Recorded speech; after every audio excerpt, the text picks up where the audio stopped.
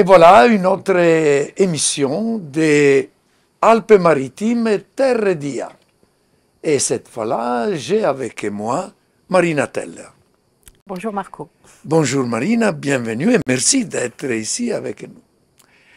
Moi, j'ai cherché de summariser un peu tout ce qui fait Marina Teller, professeure de droit privé à l'Université Côte d'Azur, mais aussi directrice de la chaire IA et droit, experte IA, expert blockchain, fintech, éthique et régulation. Mais aussi, j'ai le plaisir de dire que tu es aussi experte de l'Institut européen. Beaucoup de choses. Et est-ce que tu pourrais un peu nous dire, dans tout ce que tu fais, qu'est-ce que tu aimais plus, qu'est-ce que tu trouvais le mieux? Alors, merci Marco pour rappeler tous ces éléments. Peut-être ce que je peux faire, c'est expliquer le fil rouge. C'est-à-dire pourquoi, lorsqu'on est tout simplement professeur de droit dans des matières en plus plutôt arides, parce que moi je viens plutôt du droit comptable, du droit bancaire, du droit financier, comment on en arrive finalement à essayer d'apporter sa compétence à l'Institut Européen et de manière plus générale sur le territoire et au sein de l'université sur les sujets d'IA. Moi, ce que j'ai pu observer depuis maintenant 5-6 ans, c'est que dans mon domaine de spécialité, qui est le droit des affaires, il y a des sujets nouveaux qui sont arrivés, il y a une lame de fond qui est en train de traverser ces sujets, qui a commencé avec des nouvelles technologies et qui aujourd'hui s'accompagne d'intelligence artificielle. On ne peut plus penser la finance aujourd'hui sans penser évidemment à l'IA et au fintech. Et c'est la même chose pour quasiment toutes les disciplines du droit, toutes les branches du droit. Et c'est la raison pour laquelle j'ai voulu finalement réorienter ma recherche en droit sur l'intelligence artificielle. Donc la chance que j'ai eue, c'est d'être dans une université qui m'a donné les moyens de le faire. Et c'est l'objet de cette chaire droit économique et intelligence artificielle dont je suis titulaire. Et tu me demandais ce qui me plaît le plus parmi tout ça. En fait, c'est partager ce que je fais avec mes étudiants. Puisque quand on est enseignant-chercheur, ce métier, on le fait parce qu'on aime, en fait, la transmission. Voilà, tout ce qu'on ne donne pas est perdu. C'est ce que je me dis souvent. Donc, travailler avec mes étudiants qui seront en plus ceux qui seront vraiment concernés par ces sujets-là, parce que on l'est déjà, toi et moi, Marco, mais on va dire que la génération qu'on forme sera pleinement aux manettes de l'IA plus tard. Donc c'est pour eux, en fait, qu'on travaille. Et c'est sûr qu'il n'importe dans quel secteur ils vont travailler, qu'ils soient magistrats, qu'ils soient avocats, qu'ils n'importe, notaires, l'IA, il va avoir un impact sur tous. Et qu'est-ce que tu penses? Il les ressent, il commence à venir cette décision de dire il faut que je comprenne l'IA. Alors, il y a deux profils chez les étudiants. Il y a ceux qui comprennent qu'il se passe quelque chose, mais qui ont beaucoup d'angoisse par rapport à l'évolution, c'est-à-dire que c'est un petit peu le fantasme et la crainte du juge robot qui va, entre guillemets, ubériser tous les professionnels du droit. Et donc, ils s'y intéressent parce qu'ils ont la crainte de se dire, mais peut-être que ce sont des technologies de remplacement, et donc il faut que je m'y intéresse. Et puis, on a les autres qui sont aussi des passionnés, qui sont nés en fait avec les outils numériques et qui bien souvent en réalité ont pu comprendre avant nous aussi quelles étaient les opportunités et pas uniquement les risques. Et qu'ils les voient dans leur métier prochain? Alors, plus comme des passionnés en fait. Moi, les étudiants avec qui je travaille, c'est des étudiants vraiment... par exemple, je fais un cours de ce qu'on appelle la crypto-finance, autour des crypto-actifs et du bitcoin. En fait, au fur et à mesure que je fais ce cours, en début d'année, à chaque fois, je demande à mes étudiants, est-ce que vous-même, est-ce que vous tradez des cryptoactifs, est-ce que vous avez du bitcoin? De plus en plus de mes étudiants, aujourd'hui, boursicotent sur des cryptoactifs. Et ça, c'est quelque chose de nouveau. Donc, c'est aussi qu'ils ont un intérêt personnel à ces sujets. C'est intéressant, Marina, que tu es avec nous, parce que dans notre précédente émission, nous avons parlé avec des startups, dans notre département, on a parlé avec des chercheurs, chercheuses de l'INRIA, de la CNRS. On veut montrer un peu toute la richesse qu'on a des personnes qui s'occupent de l'IA dans notre département. C'est intéressant aussi de parler aussi quelqu'un qui s'occupe du droit. Mais le droit, il n'est pas si loin de l'IA. On voit aujourd'hui, pour exemple, à la Commission européenne, tout ce qui s'est passé avec cette RGPD qui peut avoir un impact très fort sur l'intelligence artificielle. Quel est ton sentiment vis-à-vis de ça? Oui. Alors, là, on voit aussi une évolution qui est extrêmement rapide. C'est-à-dire que pendant longtemps, finalement, le regard que l'on porte sur le juriste, c'est, entre guillemets, l'empêcheur de tourner en rond. Parce que le juriste, c'est celui qui va venir poser des règles, qui va venir poser un carcan normatif, bref, tout ce qui va brider justement un peu le potentiel créatif de l'innovation. Et puis, l'Europe a décidé en fait d'être précurseur dans la question de la protection des données personnelles via le RGPD. Et on se rappelle qu'il y a eu énormément de critiques, autant en Europe, mais en fait à l'échelle de la planète, pour dire en substance que l'Europe allait perdre sa place de leader, de toute façon qu'elle n'avait pas, mais allait encore dégringoler. Être en arrière parce que ici le poids de la norme et de la réglementation sera un facteur de lourdeur. Finalement, ce que l'on est en train de pressentir, c'est que l'intuition était bonne. C'est-à-dire que lorsqu'on ne peut pas être un leader industriel ou économique, eh bien on peut être un leader dans d'autres domaines. Et je pense que peut-être ce qu'essaie de faire l'Union européenne, c'est d'être un leader sur le terrain normatif. Et ce n'est pas pour rien que les premiers grands textes issus d'un pouvoir politique à l'échelle de la planète sont nés en Europe, d'abord sur les données personnelles. Plus récemment, à la fin du mois d'avril, c'est ce projet de règlement sur l'intelligence artificielle. Et ça, c'est une première à l'échelle de la planète. Donc c'est un acte politique qui est fort.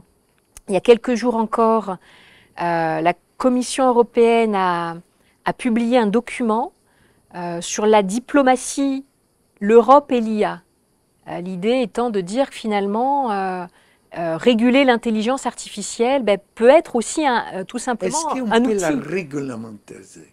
Alors, la réguler... Tu ne crées pas les problèmes réglementation, manque d'innovation? Alors, réguler, on peut toujours. Après, la question, c'est est-ce qu'on régule bien ou est-ce qu'on régule mal? Et aussi, quand on régule.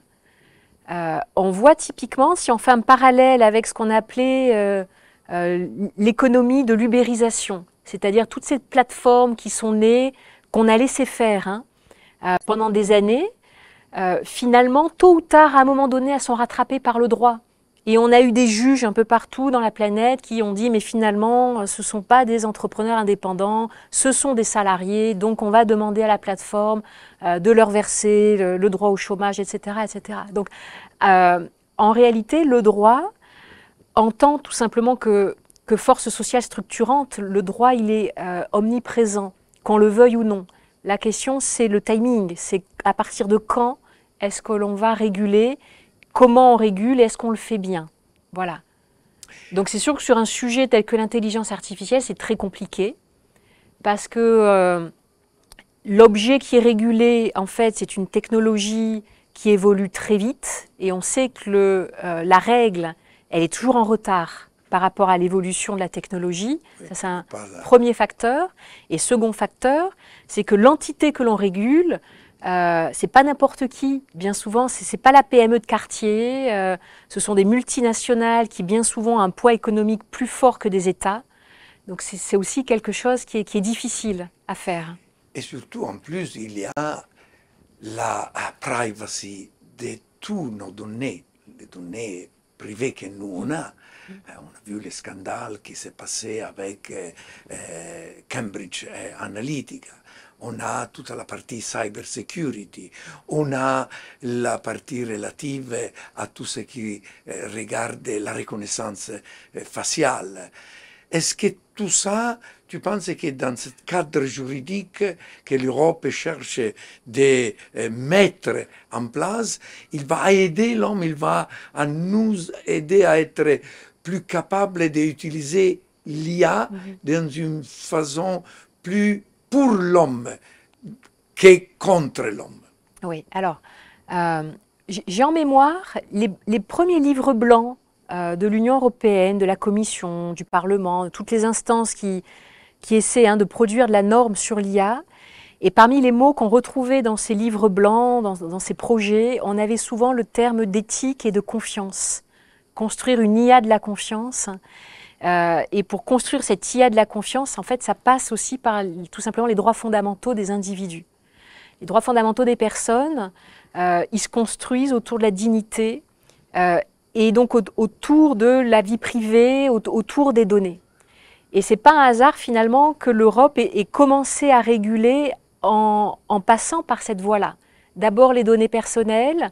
Aujourd'hui, dans la proposition de réglementation sur l'intelligence artificielle, c'est une approche par les risques qui est préconisée par les instances européennes, c'est-à-dire identifier des technologies qui sont considérées comme trop risquées pour les individus et qui doivent donc être proscrites.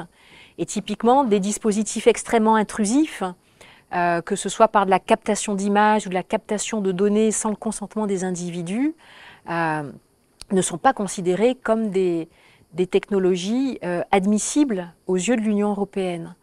Donc tout ce que construit l'Europe, elle le fait effectivement en considération des droits fondamentaux. En tout cas, on sait que l'Europe avance sur deux jambes. Il y a le pilier en gros économique, et c'est la construction économique et marchande de l'Union européenne, et puis il y a la construction autour des droits de l'homme, autour des droits fondamentaux. Et donc, dans ce secteur-là, vraiment, l'Europe est leader. Oui. Et c'est pensable que les autres, un moment, un jour ou l'autre, ils vont se mettre sur la même ligne. Et c'est également une démarche qui est intelligente, parce qu'on conçoit mal qu'un GAFA quelconque sur la planète puisse s'opposer à des dispositions juridiques dont l'objectif est tout simplement de protéger la dignité humaine, les droits fondamentaux, la vie privée. Donc c'est aussi une manière finalement de retrouver un leadership qu'on pourrait ne pas avoir sur le terrain tout simplement industriel. Je voudrais revenir avant de finir sur le fait que tu es la directrice de la chaire droit et IA dans le cadre du 3IA. C'est très important parce que dans notre département, on est très fiers que l'UCA a gagné cet appel à projet. Comment tu le vois? Tu vois là quelque chose de très significatif? Est-ce qu'il te donne une possibilité de rayonner encore plus s'il n'avait pas gagné ça?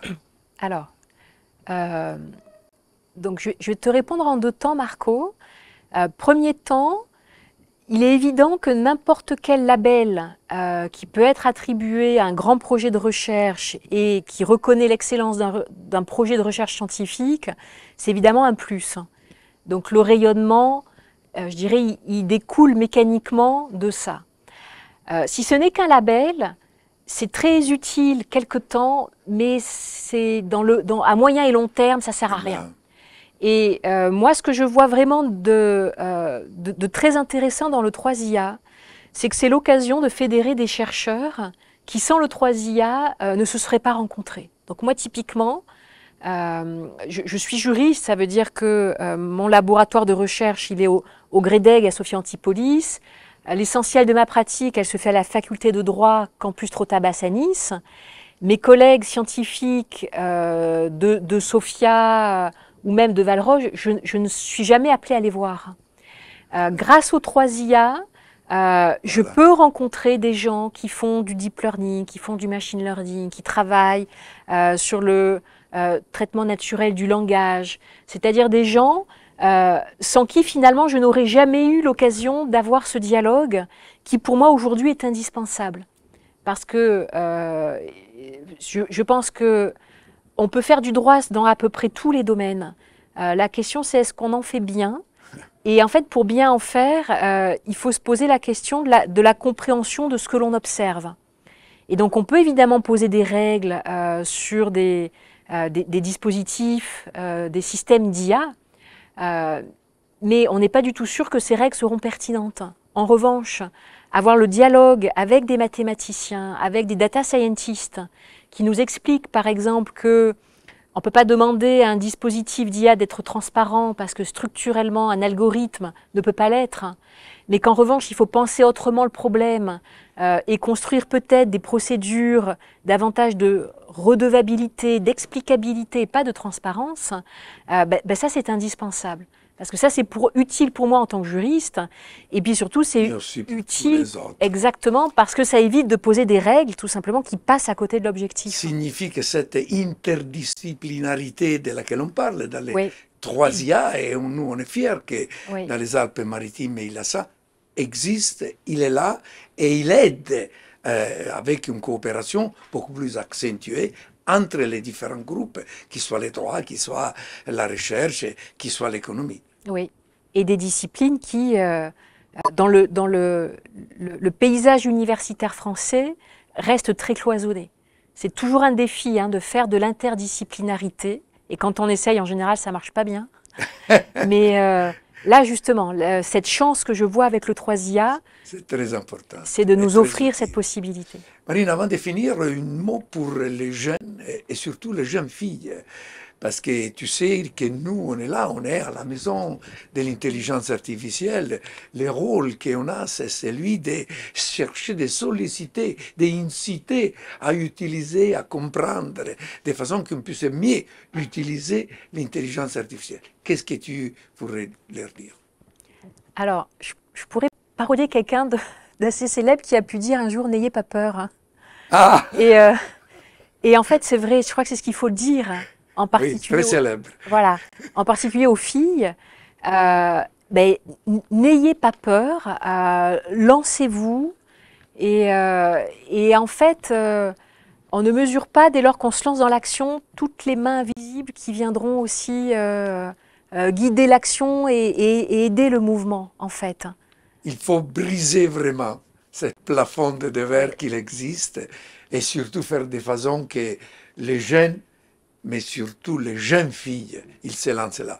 Parce que dans la création des algorithmes, il ne faut pas que c'est 2 ans. Il faut qu'ils soient vraiment bien établis entre l'homme, la femme et n'importe quel autre. Marina, merci beaucoup. Merci, c'était un grand plaisir. Marco, merci à toi.